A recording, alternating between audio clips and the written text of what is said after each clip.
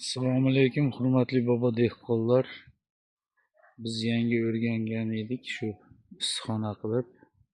Bu yil Andijon viloyati Axtachi mahallasidan nomi chiqqan shu ko'chatchilik bo'yicha, issiqxona bo'yicha mutaxassislarni yurtidan olib kelgan ko'chatimiz. Mana erta bahorda mart oyini boshlarida olib kelganman, alamina sorti. Mana olib kelib ekkanimdan keyin mana shu ahvolga tushdi ko'chat. Stressmi bilmayman, bu mozaika deyishyapti.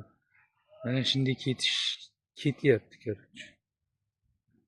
Hosillariga kelsak, mana hamaylar kattarmayapti. Hozircha shu ahvolda, lekin qilmagan dori qolmadi. Farmayot deyishdi, sepdim. Yana laveron dedi, uni sepdim. Zardob, yod. Nima bo'lsa-ki, xullas qilib ko'rdim.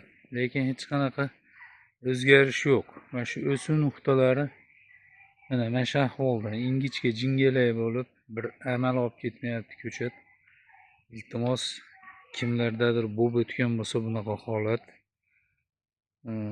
shu to'g'risida maslahat bersanglar, agar shu tajribalarda shunaqa holatga tushgan bo'lsanglar, dehqonchilik bo'yicha, shu pomidor yetishtirish bo'yicha, iltimos kommentariyada shu maslahatinglarni bersanglar. Nima qilish mumkin? Endi bu hosildorlikdan kechib yuborishda iloji yo'q. Shuncha rasvod qilib qo'yildi. Endi hamaylar ham hozir mana pomidorlar ham bo'lib qoldi.